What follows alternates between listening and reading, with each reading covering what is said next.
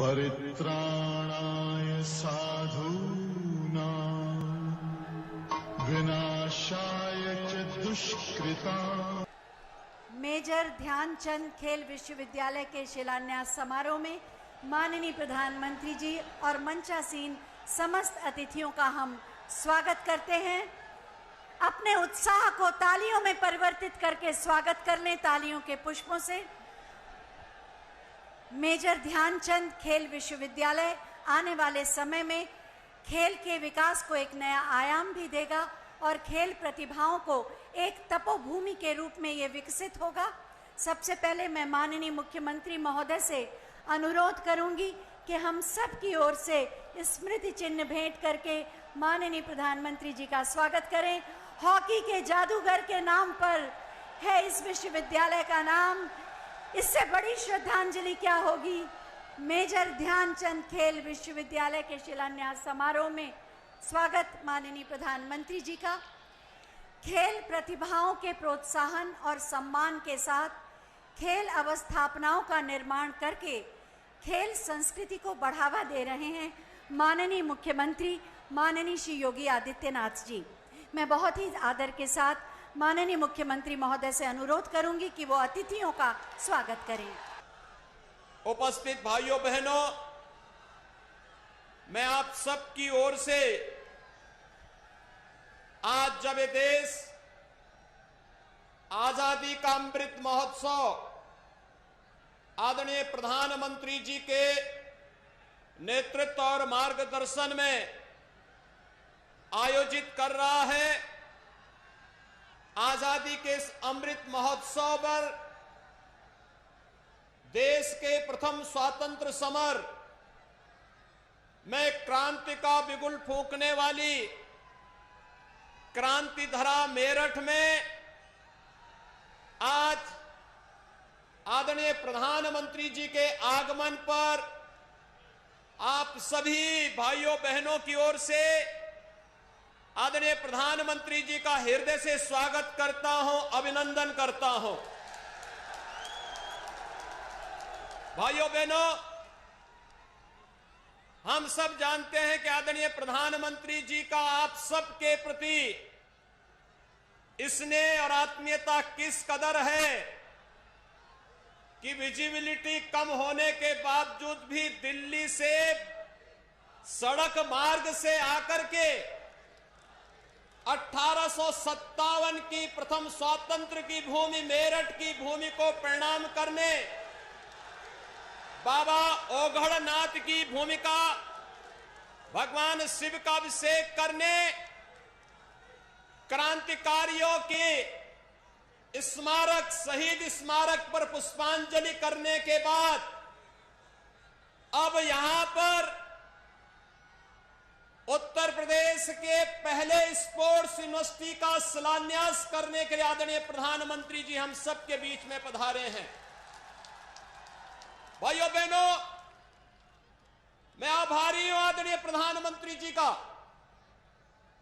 कि उन्होंने देश के सर्वोच्च खेल पुरस्कार खेल रत्न का नाम हॉकी के जादूगर कहे जाने वाले मेजर ध्यानचंद जी के नाम पर रखा। और आज जिस विश्वविद्यालय का शिलान्यास आदरणीय प्रधानमंत्री जी के कर कमलों से हो रहा है, इस प्रदेश के पहले स्पोर्ट्स यूनिवर्सिटी का नामकरण भी मेजर ध्यानचंद जी के नाम पर होने जा रहा है। मैं इस अवसर पर आदरणीय प्रधानमंत्री जी का हृदय से अभिनंदन करता हूं, स्वागत करता हूं। भाइयों बहनों, देश का विगत 7-7.5 वर्षों के दौरान हर एक क्षेत्र में विकास हुआ है। जीवन के प्रत्येक क्षेत्र में भारत ने नया कीर्तिमान स्थापित किया है। खेलो इंडिया खेलों के माध्यम से देश की खेल प्रतिभाओं को आगे बढ़ाने के लिए जिस प्रकार का एक नई प्रेरणा आदरणीय प्रधानमंत्री जी ने देश के युवाओं के अंदर भरा है, वो अभूतपूर्व है।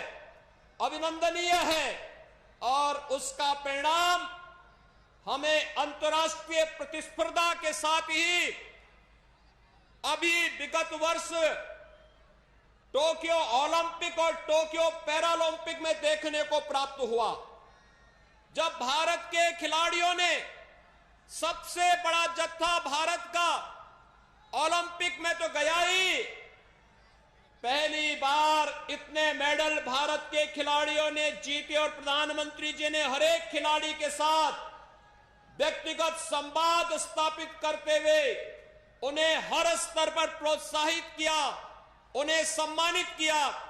और आज जब हम लोग मेरठ में इस खेल विश्वविद्यालय की स्थापना कर रहे हैं, इसके पीछे भी कारण है, क्योंकि अभी हाल ही में आपने देखा होगा आदरणीय प्रधानमंत्री जी के मार्गदर्शन में सांसद खेल प्रतिस्पर्धा देश के हर संसदीय क्षेत्र में हुआ।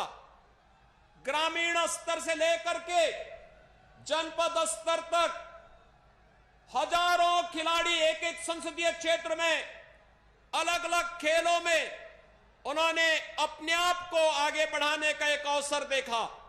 अभूतपूर्व सफलता उसके माध्यम से भी प्राप्त हुई। और मेरठ और पश्चिमी उत्तर प्रदेश का हमारा यह क्षेत्र तो इस दिशा से अत्यंत समृद्धशाली रहा है। मेरठ में एक जनपद एक उत्पाद के तहत जो प्रदेश सरकार ने जिस एक उत्पाद को रखा था मेरठ के लिए, वह स्पोर्ट्स आइटम को ही रखा था। और स्पोर्ट्स आइटम के कारण देश ही नहीं दुनिया के तमाम उत्कृष्ट खिलाड़ी मेरठ में बनी हुई स्पोर्ट्स आइटम का उपयोग करते हैं। और इसीलिए यह स्पोर्ट्स यूनिवर्सिटी मेरठ में देकर के एक स्वस्थ स्पर्धा को आगे बढ़ाने की दिशा में राज्य सरकार ने जो कदम बढ़ाए हैं, इसके पीछे भी आदरणीय प्रधानमंत्री जी की मार्गदर्शन उनकी प्रेरणा है। और आज वही प्रेरणा इस खेल विश्वविद्यालय के शिलान्यास के अवसर पर आदरणीय प्रधानमंत्री जी का हम सबको प्राप्त होने जा रहा है।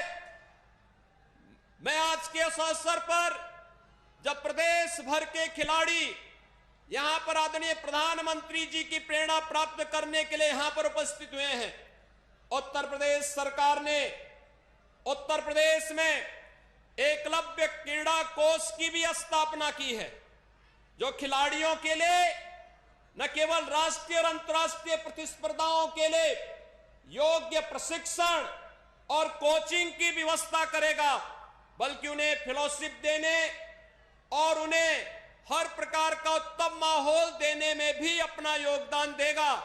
साथ साथ प्रदेश के अंदर उन सभी खिलाड़ियों को आगे बढ़ाने के लिए राज्य सरकार अपने स्तर पर भी कार्रवाई कर रही है।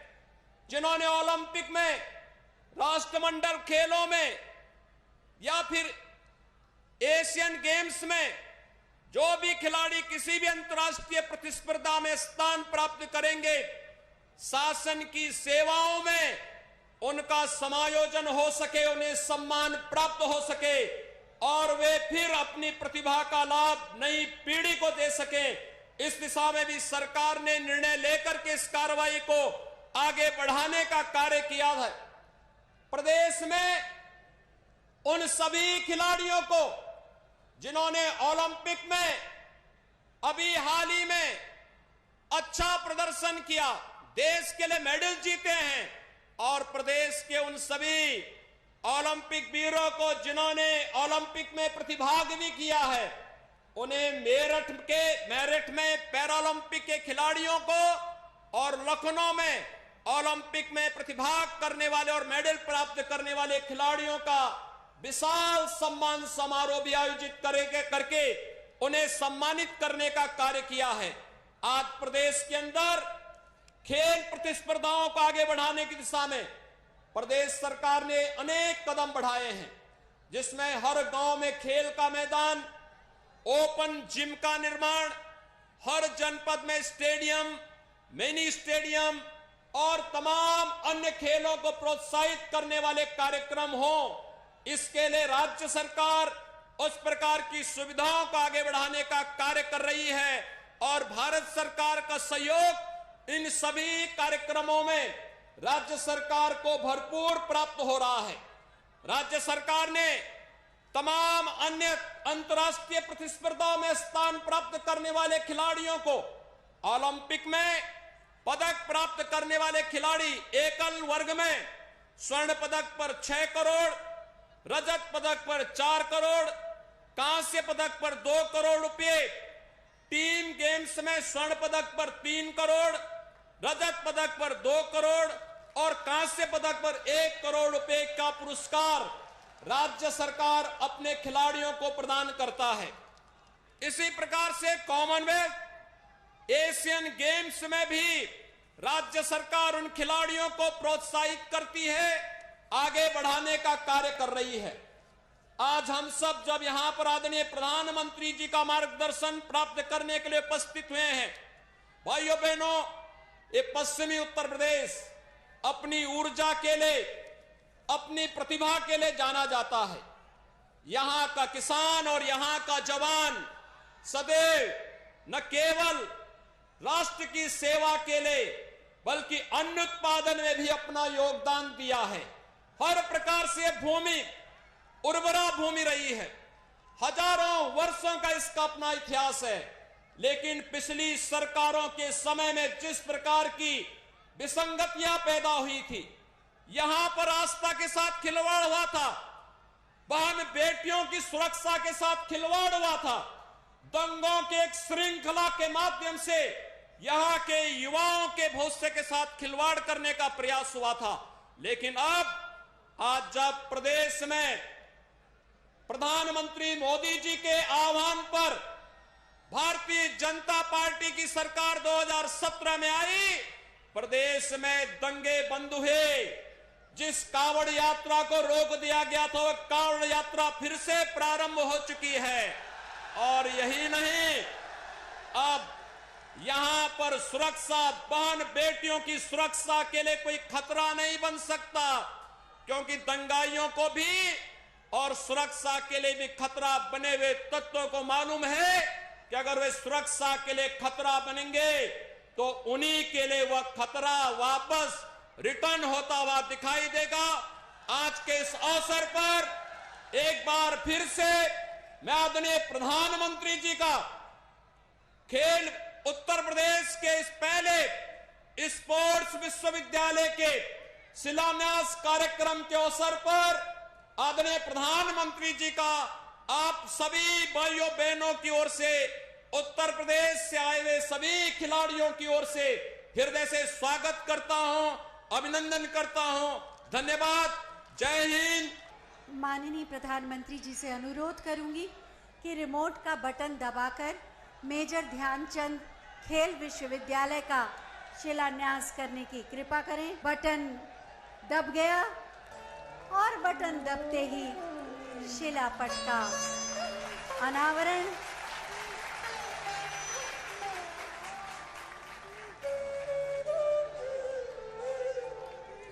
बहुत बहुत धन्यवाद। माननीय खेलें भी खिलें भी, खेलो इंडिया मिशन के माध्यम से ये मंत्र माननीय प्रधानमंत्री जी ने हमें दिया है और इसी का परिणाम है कि आज भारत की युवा शक्ति खेलों के माध्यम से देश के गौरव को बढ़ाने में अग्रसर है। मैं बहुत ही आदर के साथ माननीय प्रधानमंत्री जी से अनुरोध करूंगी कि आज के इस अवसर पर अपने आशीर्वचनों से हमारा मार्गदर्शन करें। मेरे प्यारे भाइयों और बहनों, आप सभी को 2022 की बहुत बहुत शुभकामनाएं।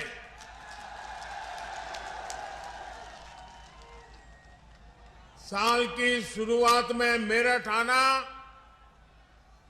अपने आप में मेरे लिए बहुत अहम है। भारत के इतिहास में मेरठ का स्थान सिर्फ एक शहर का नहीं है, बल्कि मेरठ हमारी संस्कृति, हमारे सामर्थ्य का भी महत्वपूर्ण केंद्र है। रामायण और महाभारत काल से लेकर जैन तीर्थंकरों और पंच प्यारों में से एक भाई धर्म सिंह तक मेरठ ने देश की आस्था को ऊर्जावान किया है। सिंधु घाटी की सभ्यता से लेकर देश के पहले स्वतंत्रता संग्राम तक इस क्षेत्र ने दुनिया को दिखाया है कि भारत का सामर्थ्य क्या होता है। 1857 में बाबा ओगडनाथ मंदिर और वहीं से आजादी की जो ललकार उठी, दिल्ली कूच का आह्वान हुआ, उसने गुलामी की अंधेरी सुरंग में देश को नई रोशनी दिखा दी। क्रांति की इसी प्रेरणा से आगे बढ़ते हुए हम आजाद हुए और आज गर्व से अपनी आजादी का अमृत महोत्सव मना रहे हैं। मेरा सौभाग्य है कि यहां आने से पहले मुझे बाबा ओगडनाथ मंदिर जाने का अवसर मिला। मैं अमर जवान ज्योति भी गया, स्वतंत्रता संग्राम संग्रहालय में उस अनुभूति को महसूस किया जो देश की आजादी के लिए कुछ कर गुजरने वालों की दिलों में एक लालायित थी। भाई और बहनों, मेरठ और आसपास के इस क्षेत्र ने स्वतंत्र भारत को भी नई दिशा देने में महत्वपूर्ण योगदान दिया है। राष्ट्र रक्षा के लिए सीमा पर बलिदान हो या फिर खेल के मैदान में राष्ट्र के लिए सम्मान, राष्ट्रभक्ति की अलख को इस क्षेत्र ने सदा सर्वदा प्रज्वलित रखा है। नूरपुर मड़ैया ने चौधरी चरण सिंह जी के रूप में देश को एक विजनरी नेतृत्व भी दिया। मैं इस प्रेरणा स्थली का वंदन करता हूं, मेरठ और क्षेत्र के लोगों का अभिनंदन करता हूं। भाई और बहनों, मेरठ देश की एक और महान संतान मेजर ध्यानचंद जी की भी कर्मस्थली रहा है। कुछ महीने पहले केंद्र सरकार ने देश के सबसे बड़े खेल पुरस्कार का नाम दद्दा के नाम पर कर दिया। आज मेरठ की स्पोर्ट्स यूनिवर्सिटी मेजर ध्यानचंद जी को समर्पित की जा रही है। और जब इस यूनिवर्सिटी का नाम मेजर ध्यानचंद जी से जुड़ जाता है तो उनका पराक्रम तो प्रेरणा देता ही है, लेकिन उनके नाम में भी एक संदेश है। उनके नाम में जो शब्द है ध्यान, बिना ध्यान केंद्रित किए, बिना फोकस एक्टिविटी किए कभी भी सफलता नहीं मिलती है। और इसलिए जिस यूनिवर्सिटी का नाम ध्यानचंद से जुड़ा हुआ हो, वहां पूरे ध्यान से काम करने वाले नौजवान देश का नाम रोशन करेंगे, ये मुझे पक्का विश्वास है। मैं उत्तर प्रदेश के नौजवानों को यूपी की पहली स्पोर्ट्स यूनिवर्सिटी के लिए बहुत बहुत बधाई देता हूं। 700 करोड़ रुपए की लागत से बनने वाली ये आधुनिक यूनिवर्सिटी दुनिया की श्रेष्ठ स्पोर्ट्स यूनिवर्सिटी में से एक होगी। यहां युवाओं को खेलों से जुड़ी अंतर्राष्ट्रीय सुविधाएं भी तो मिलेगी। ये एक करियर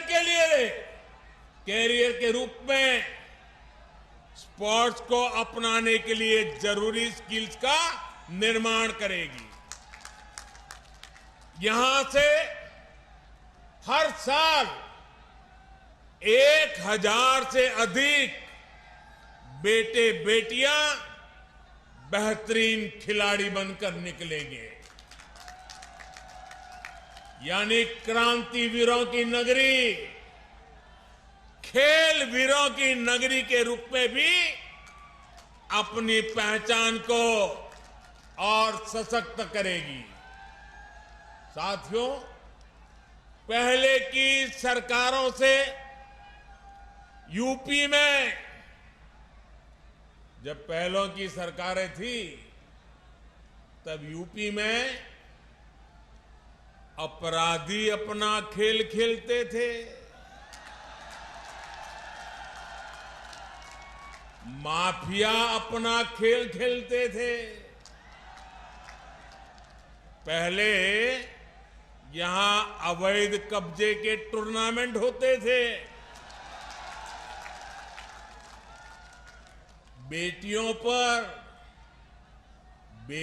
पर फप्तियां कसने वाले खुलेआम घूमते थे। हमारे मेरठ और आसपास के क्षेत्रों के लोग कभी भूल नहीं सकते कि लोगों के घर जला दिए जाते थे। और पहले की सरकार अपने खेल में लगी रहती थी। पहले की सरकारों के खेल का ही नतीजा था कि लोग अपना पुश्तैनी घर छोड़कर पलायन के लिए मजबूर हो गए थे।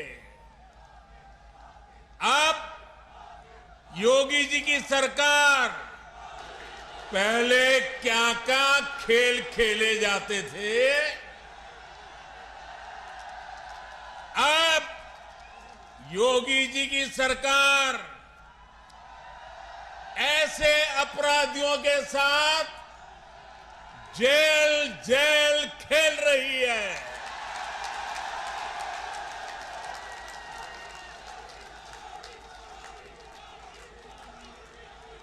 पांच साल पहले इसी मेरठ की बेटियां शाम होने के बाद अपने घर से निकलने से डरती थी। आज मेरठ की बेटियां पूरे देश का नाम रोशन कर रही है।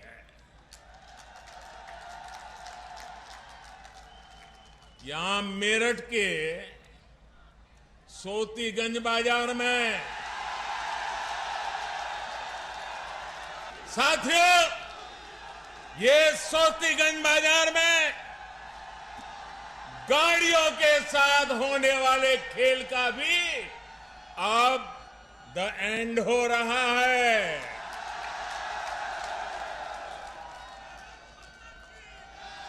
अब यूपी में असली खेल को बढ़ावा मिल रहा है। यूपी के युवाओं को खेल की दुनिया में छा जाने का मौका मिल रहा है।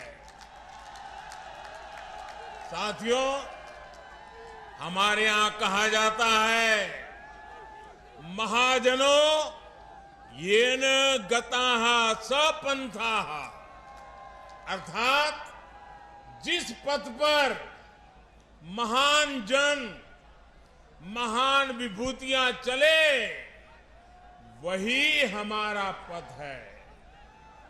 लेकिन अब हिंदुस्तान बदल चुका है। अब हम 21वीं सदी में हैं और इस 21वीं सदी के नए भारत में सबसे बड़ा दायित्व हमारे युवाओं के पास ही है। और इसलिए अब मंत्र बदल गया है। 21वीं सदी का तो मंत्र है, युवा जनों येन गताः सपन्थाः। जिस मार्ग पर युवा चल दे, वही मार्ग देश का मार्ग है। जिधर युवाओं के कदम बढ़ जाए, मंजिल अपने आप चरण चूमने लग जाती है। युवा नए भारत का कर्णधार भी है। युवा नए भारत का विस्तार भी है। युवा नए भारत का नियंता भी है और युवा नए भारत का नेतृत्व करता भी है। हमारे आज के युवाओं के पास प्राचीनता की विरासत भी है, आधुनिकता का बोध भी है। और इसलिए जिधर युवा चलेगा, उधर भारत भी चलेगा। और जिधर भारत चलेगा, जिधर भारत चलेगा, उधर ही अब दुनिया चलने वाली है।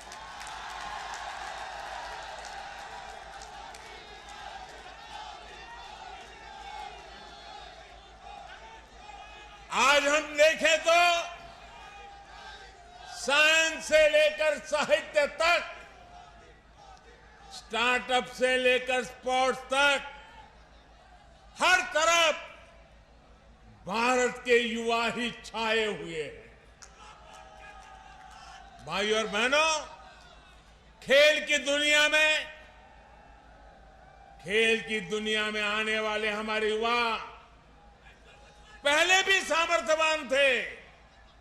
उनकी मेहनत में पहले भी कोई कमी नहीं थी। हमारे देश में खेल संस्कृति भी बहुत समृद्ध रही है।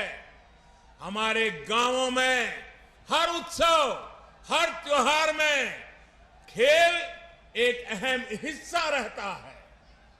मेरठ में होने वाले दंगल और उसमें जो घी के पीपे और लड्डुओं की जीत का पुरस्कार मिलता है,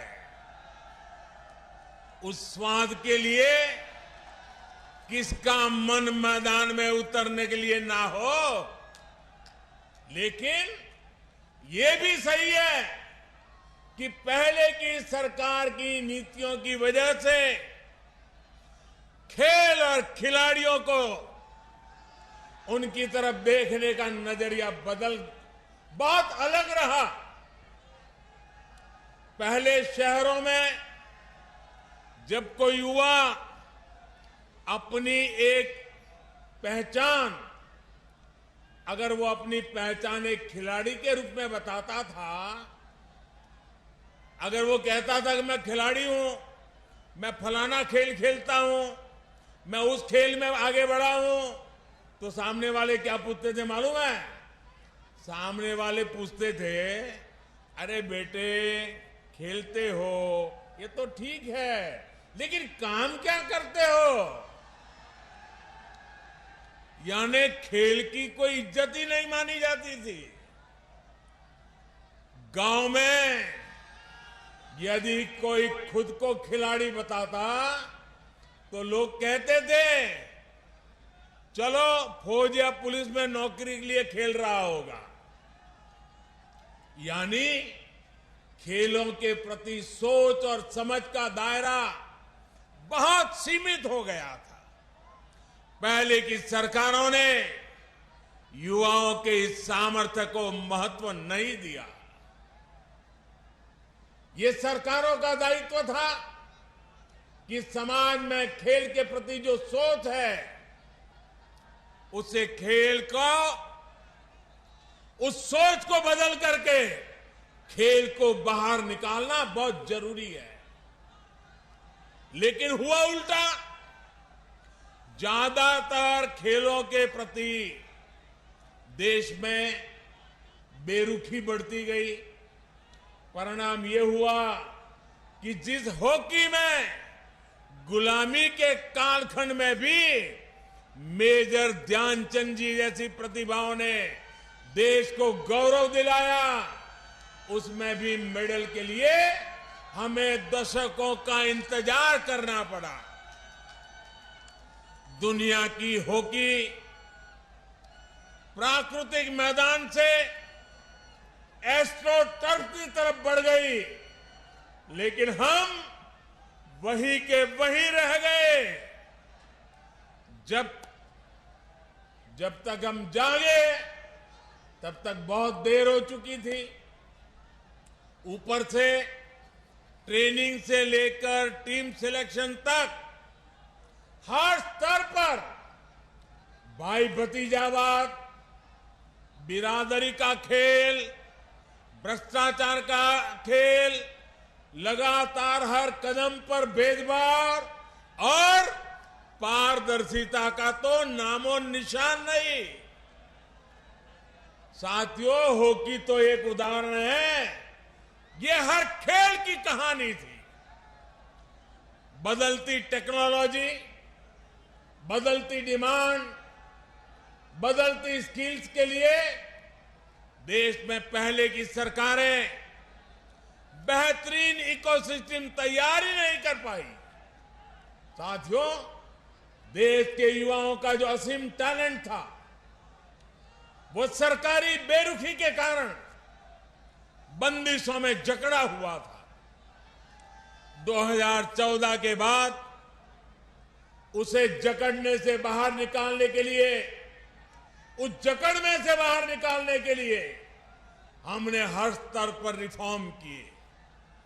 खिलाड़ियों के सामर्थ्य को बढ़ाने के लिए हमारी सरकार ने अपने खिलाड़ियों को 4 शस्त्र दिए हैं। खिलाड़ियों को चाहिए संसाधन, खिलाड़ियों को चाहिए ट्रेनिंग की आधुनिक सुविधा, खिलाड़ियों को चाहिए अंतर्राष्ट्रीय एक्सपोजर, खिलाड़ियों को चाहिए चयन में पारदर्शिता। हमारी सरकार ने बीते वर्षों में भारत के खिलाड़ियों को ये 4 शस्त्र जरूर मिले, इसे सर्वोच्च प्राथमिकता दी है। हमने स्पोर्ट्स को युवाओं की फिटनेस और युवाओं के रोजगार, स्वरोजगार, उनकी कैरियर से जोड़ा है। टारगेट ओलंपिक पोडियम स्कीम यानी टॉप्स, ऐसा ही एक प्रयास रहा है। आज सरकार देश के शीर्ष खिलाड़ियों को उनके खाने पीने, फिटनेस से लेकर ट्रेनिंग तक लाखों करोड़ों रुपयों की मदद दे रही है। खेलो इंडिया अभियान के माध्यम से आज बहुत कम उम्र में ही देश के कोने कोने में टैलेंट की पहचान की जा रही है। ऐसे खिलाड़ियों को इंटरनेशनल लेवल का एथलीट बनाने के लिए उनकी हर संभव मदद की जा रही है। इन्हीं प्रयासों की वजह से आज जब भारत का खिलाड़ी अंतर्राष्ट्रीय मैदान पर उतरता है तो फिर उसका प्रदर्शन दुनिया भी सराहती है, देखती है। पिछले साल हमने ओलंपिक में देखा, हमने पैरा ओलंपिक में देखा, जो इतिहास में पहले कभी नहीं हुआ, वो पिछले ओलंपिक में मेरे देश के वीर बेटे बेटियों ने करके दिखाया। मेडल की ऐसी जड़ी लगा दी कि पूरा देश कह उठा, एक स्वर से देश में बोल उठा, खेल के मैदान में भारत का उदय हो गया है। भाई और बहनों, आज हम देख रहे हैं कि उत्तर प्रदेश, उत्तराखंड के अनेक छोटे छोटे गांवों, कस्बों से, सामान्य परिवारों से बेटे बेटियां भारत का प्रतिनिधित्व कर रहे हैं। ऐसे खेलों में भी हमारी बेटे बेटियां आगे आ रही हैं, जिनमें पहले संसाधन संपन्न परिवार के युवा ही हिस्सा ले पाते थे। इसी क्षेत्र के अनेक खिलाड़ियों ने ओलंपिक्स और पैरालंपिक्स में देश का प्रतिनिधित्व किया है। सरकार गांव-गांव में जो आधुनिक स्पोर्ट्स इंफ्रास्ट्रक्चर निर्माण कर रही है, उसका ही ये परिणाम है। पहले बेहतर स्टेडियम सिर्फ बड़े शहरों में ही उपलब्ध थे, आज गांव के पास ही खिलाड़ियों के ये सुविधा दी जा रही है। साथियों, हम जब भी एक नई कार्य संस्कृति को बढ़ाने का प्रयास करते हैं तो इसके लिए 3 चीजें जरूरी होती है: सानिध्य, सोच और संसाधन। खेलों से हमारा सानिध्य सदियों पुराना रहा है, लेकिन खेल की संस्कृति पैदा करने के लिए खेलों से हमारे पुराने संबंध से ही काम नहीं चलेगा। हमें इसके लिए एक नई सोच भी चाहिए। देश में खेलों के लिए जरूरी है कि हमारे युवाओं में खेलों को लेकर विश्वास पैदा हो, खेल को अपना प्रोफेशन बनाने का हौसला बढ़े। और यही मेरा संकल्प भी है और ये मेरा सपना भी है। मैं चाहता हूं कि जिस तरह दूसरे प्रोफेशंस में से ही हमारे युवा स्पोर्ट्स को भी देखें, हमें ये भी समझना होगा कि जो कोई स्पोर्ट्स में जाएगा वो वर्ल्ड नंबर 1 बनेगा, ये जरूरी नहीं है। अरे देश में जब स्पोर्ट्स इकोसिस्टम तैयार होता है तो स्पोर्ट्स मैनेजमेंट से लेकर स्पोर्ट्स राइटिंग और स्पोर्ट्स साइकोलॉजी तक स्पोर्ट्स से जुड़ी कितनी ही संभावनाएं खड़ी हो जाती है। धीरे धीरे समाज में ये विश्वास पैदा होता है कि युवाओं को स्पोर्ट्स की तरफ जाना एक सही निर्णय है। इस तरह का इकोसिस्टम तैयार करने के लिए जरूरत होती है संसाधनों की। जब हम जरूरी संसाधन, जरूरी इंफ्रास्ट्रक्चर विकसित कर लेते हैं तो खेल की संस्कृति मजबूत होने लगती है। अगर खेलों के लिए जरूरी संसाधन होंगे तो देश में खेलों की संस्कृति भी आकार लेगी, विस्तार लेगी।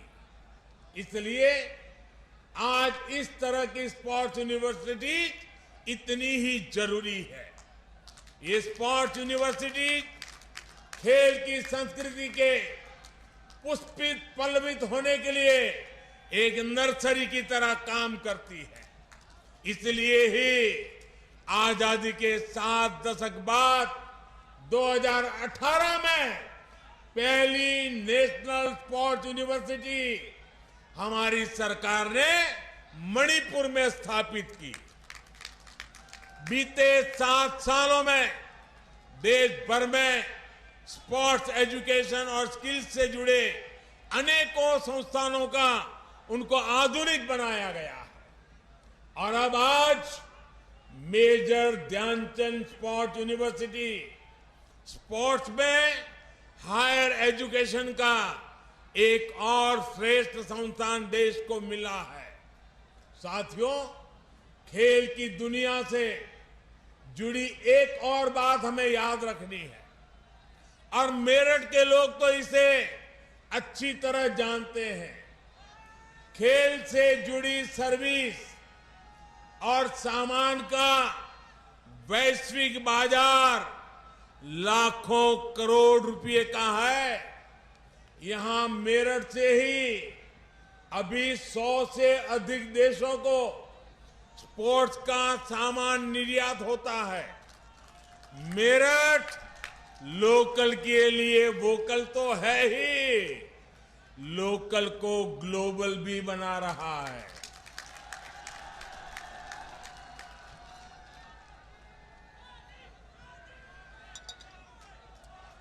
देश भर में ऐसे अनेक स्पोर्ट्स क्लस्टर्स को भी आज विकसित किया जा रहा है। मकसद यही है कि देश स्पोर्ट्स के सामान और उपकरणों की मैन्युफैक्चरिंग में भी आत्मनिर्भर बन सके।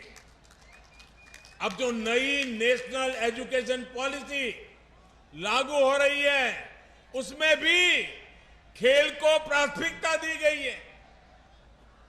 स्पोर्ट्स को अब उसी श्रेणी में रखा गया है जैसे साइंस, कॉमर्स, मैथमेटिक्स, ज्योग्राफी या दूसरी पढ़ाई हो।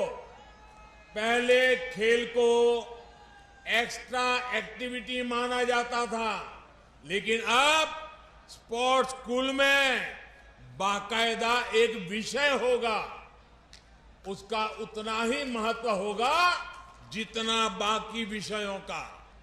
साथियों, यूपी के युवाओं में तो इतनी प्रतिभा है, हमारे यूपी के युवान इतने प्रतिभावान है कि आसमान भी छोटा पड़ जाए।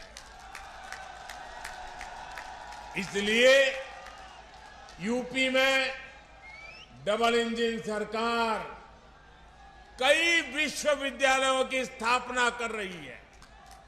गोरखपुर में महायोगी गुरु गोरखनाथ आयुष यूनिवर्सिटी, प्रयागराज में डॉक्टर राजेंद्र प्रसाद विधि विश्वविद्यालय, लखनऊ में state institute of forensic sciences, Aligarh में राजा महेंद्र प्रताप सिंह राज्य विश्वविद्यालय, सहारनपुर में मां शाकंभरी विश्वविद्यालय और यहां मेरठ में मेजर ध्यानचंद स्पोर्ट्स यूनिवर्सिटी। हमारा देश साफ है। हमारा युवा ना सिर्फ रोल मॉडल बने, वो अपने रोल मॉडल पहचाने भी। साथियों, सरकारों की भूमिका अभिभावक की तरह होती है। योग्यता होने पर बढ़ावा भी दें और गलती होने पर ये कहकर ना टाल दे कि लड़कों से गलती हो जाती है।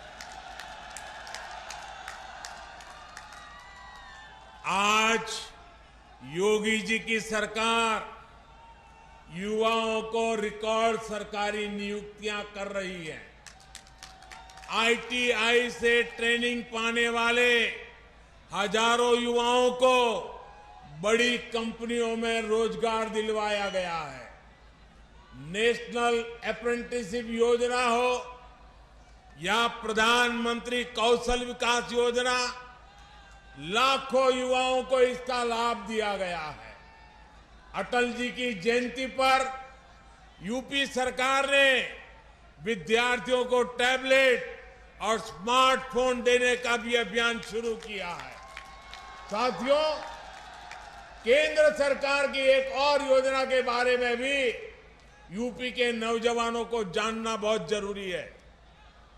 ये योजना है स्वामित्व योजना। इस योजना के तहत केंद्र सरकार गांवों में रहने वाले लोगों को उनकी प्रॉपर्टी के मालिकाना हक से उससे जुड़े जो कागज है घरौनी देने का काम हो रहा है। घरौनी मिलने पर गांव के युवाओं को अपना काम धंधा शुरू करने के लिए बैंकों से आसानी से मदद मिल पाएगी।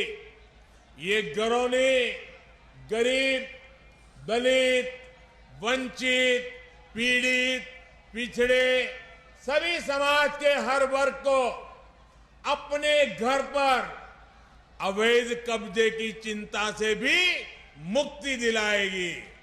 मुझे खुशी है कि स्वामित्व योजना को योगी जी की सरकार बहुत तेजी से आगे बढ़ा रही है। यूपी के 75 जिलों में 23 लाख से अधिक घरौनी दी जा चुकी है। चुनाव के बाद योगी जी की सरकार इसी अभियान को और तेज करेगी।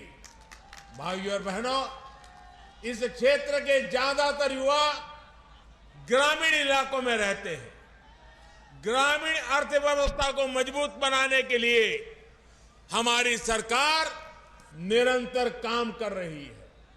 प्रधानमंत्री किसान सम्मान निधि के माध्यम से कल ही यूपी के लाखों किसानों के बैंक खातों में करोड़ों रुपए ट्रांसफर किए गए हैं। इसका बहुत बड़ा लाभ इस क्षेत्र के छोटे किसानों को भी हो रहा है। साथियों, जो पहले सत्ता में थे उन्होंने आपको गन्ने का मूल्य किस्तों में तरसा तरसा कर दिया। योगी जी की सरकार में जितना गन्ना किसानों को भुगतान किया गया है उतना पिछली दोनों सरकारों के दौरान किसानों को नहीं मिला था। पहले की सरकारों में चीनी मिले कोड़ियों के भाव बेची जाती थी। मुझसे ज्यादा आप जानते हैं, जानते कि नहीं जानते हैं? चीनी मिले बेची गई कि नहीं बेची गई? भ्रष्टाचार हुआ कि नहीं हुआ? योगी जी की सरकार में मिलें बंद नहीं होती, यहां तो मिलों का विस्तार होता है, नई मिलें खोली जाती है। अब यूपी गन्ने से बनने वाले इथेनॉल के उत्पादन में भी तेजी से आगे बढ़ रहा है। बीते 4.5 साल में लगभग 12,000 करोड़ रुपए का इथेनॉल यूपी से खरीदा गया है। 12,000 करोड़ रुपए का इथेनॉल। सरकार कृषि इंफ्रास्ट्रक्चर और फूड प्रोसेसिंग ऐसे उद्योगों को भी तेजी से विस्तार दे रही है। आज ग्रामीण इंफ्रास्ट्रक्चर पर, भंडारण की व्यवस्था बनाने पर, कोल्ड स्टोरेज पर 1 लाख करोड़ रुपए खर्च किए जा रहे हैं। भाइयों बहनों, डबल इंजन की सरकार युवाओं के सामर्थ्य के साथ ही इस क्षेत्र के सामर्थ्य को भी बढ़ाने के लिए काम कर रही है। मेरठ का रेवड़ी गजक, हैंडलूम, ब्रास बैंड, आभूषण, ऐसे कारोबार यहां की शान है। मेरठ मुजफ्फरनगर में छोटे और लघु उद्योगों का और विस्तार हो, यहां बड़े उद्योगों का मजबूत आधार बने, यहां के कृषि उत्पादों, यहां की उपज को नए बाजार मिले, इसके लिए भी आज अनेक विध प्रयास किए जा रहे हैं। इसलिए इस क्षेत्र को देश का सबसे आधुनिक और सबसे कनेक्टेड रीजन बनाने के लिए काम हो रहा है। दिल्ली मेरठ एक्सप्रेसवे की वजह से दिल्ली अब 1 घंटे की दूरी पर रह गई है। अभी कुछ दिन पहले ही जो गंगा एक्सप्रेसवे का काम शुरू हुआ है, वो भी मेरठ से ही शुरू होगा। ये मेरठ की कनेक्टिविटी यूपी के दूसरे शहरों से और संबंधों को, व्यवहार को आसान बनाने में काम करेगी। देश का पहला regional rapid rail transit system भी मेरठ को राजधानी से जोड़ रहा है। मेरठ देश का पहला ऐसा शहर होगा जहां मेट्रो और हाई स्पीड रैपिड रेल एक साथ दौड़ेगी। मेरठ का आईटी पार्क, जो पहले की सरकार की सिर्फ घोषणा बनकर रह गया था, उसका भी लोकार्पण हो चुका है।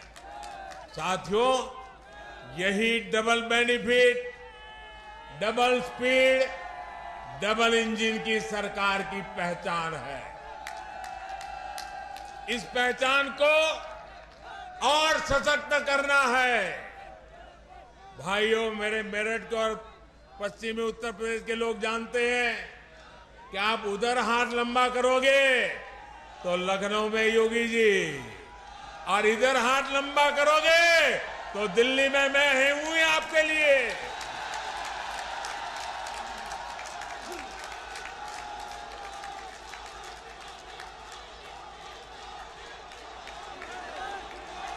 विकास की गति को और बढ़ाना है। नए साल में हम नए जोश के साथ आगे बढ़ेंगे। मेरे नौजवान साथियों, आज पूरा हिंदुस्तान मेरठ की ताकत दे रहा है, पश्चिमी उत्तर प्रदेश की ताकत देख रहा है, नौजवानों की ताकत देख रहा है।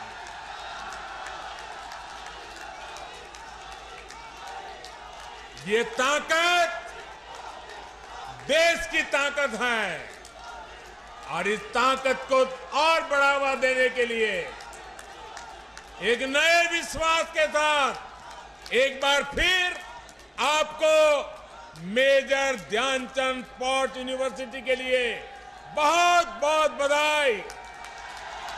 भारत माता की, भारत माता की, भारत माता की। वंदे वंदे वंदे वंदे वंदे वंदे वंदे वंदे वंदे वंदे वंदे वंदे वंदे वंदे।